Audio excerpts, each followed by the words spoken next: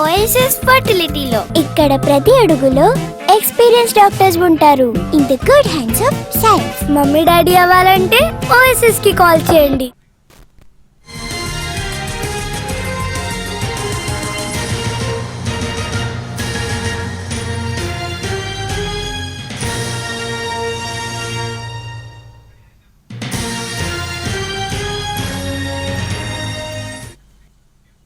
Formula ఈ car race కేసులో కేటీఆర్ కు మరోసారి ఏసీబీ నోటీసులు జారీ చేసింది.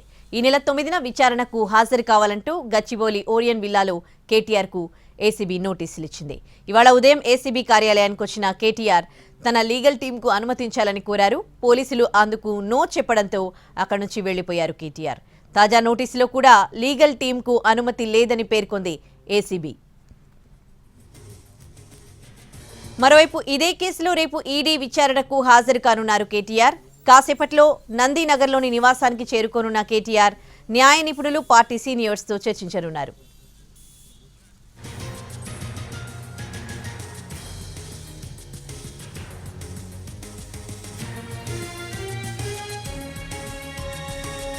ఫార్ములా ఈ కార్ రేస్ కేసులో కేటీఆర్ కు మరోసారి ఏసీబీ నోటీసులు జారీ చేసింది.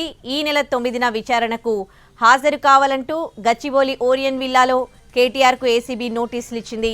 ఇవాళ ఉదయం ఏసీబీ కార్యాలయానికి వెళ్లారు కేటీఆర్. తన లీగల్ టీంతో అక్కడికి వెళ్లారు. అయితే వారిని పోలీసులు అనుమతించలేదు.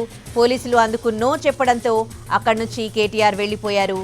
ఇక తాజా నోటీసులో కూడా లీగల్ టీంకు అనుమతి లేదంటూ ఏసీబీ పేర్కొంది.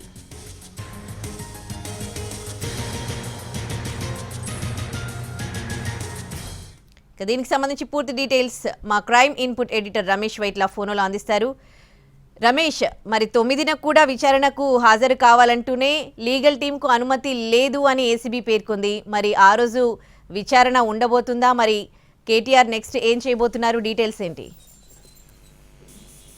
ఏదైతే ఇప్పుడు మరొకసారి నోటీస్ ఇవ్వడానికి ఏసీబీ అధికారు కేటీఆర్ ఇల్లు ఓరియన్ విల్లాస్ కి వెళ్ళడం జరిగింది. కొద్దిసేపు క్రితమే ఓరియన్ విల్లాస్ కి వెళ్ళి నోటీస్ సర్వ్ చేస్తారు. 9వ తేదీన తిరిగి మరొకసారి హాజరు కావాలని పేర్కొంటుంది. అయితే ఈసారి ఇచ్చిన నోటీస్ లో చాలా కూలంకషంగా అన్ని డాక్యుమెంట్స్, అంటే తన దగ్గర ఉన్న డాక్యుమెంట్స్ ఏమున్నాయి, తర్వాత అప్పుడు ఒప్పంద పత్రాలు కావచ్చు, లేకపోతే అప్పుడు మంత్రిగా చేసిన ఒప్పందాలు కావచ్చు, దానికి సంబంధించిన అగ్రిమెంట్స్ కావచ్చు, వీటన్నింటి సంబంధించిన పత్రాలు తీసుకొని రావాలని చెప్పి కూడా అంటే కేటీఆర్ కి చెప్పడం జరిగింది. దీనికి సంబంధించి డీటెయిల్ కు సంబంధించిన నోటీస్ కాపీ సర్వ్ చేస్తారు. ఎందుకంటే మొన్న ఇచ్చిన నోటీస్ కాపీలో కేవలం ఈ ఎఫ్ఐఆర్ కేసు నమోదైంది, ఇందులో 4 సెక్షన్ల కింద మీద కేసు నమోదైంది, మీరు విచారణకు రెండేం చెప్పి పేర్కొంది. కానీ ఈసారి ఇచ్చిన డీటెయిల్ నోట్ లో పూర్తి స్థాయి అన్ని వివరాలతో మీరు రావాలని చెప్పి పేర్కొంది. అయితే ఇవాళ విచారణ కోసం అటు ఏసీ బాక్స్ కు వచ్చిన కేటీఆర్ కి అటు లీగల్ టీమ్ తో తాను వస్తానని చెప్పి అటు కేటీఆర్ చెప్తే లీగల్ టీం అనుమతించే ప్రసక్తి లేదని చెప్పి కూడా అటు ఏసీ అధికారులు చెప్పడం జరిగింది. ఆ మేరకు ఒక లెటర్ ని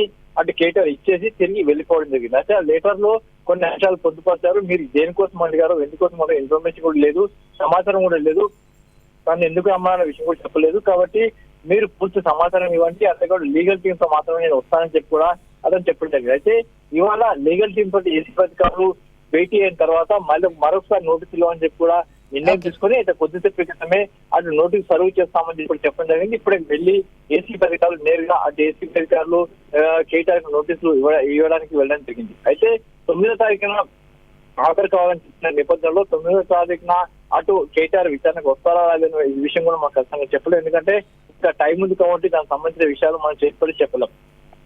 right, thanks for the updates Ramesh Vaitla.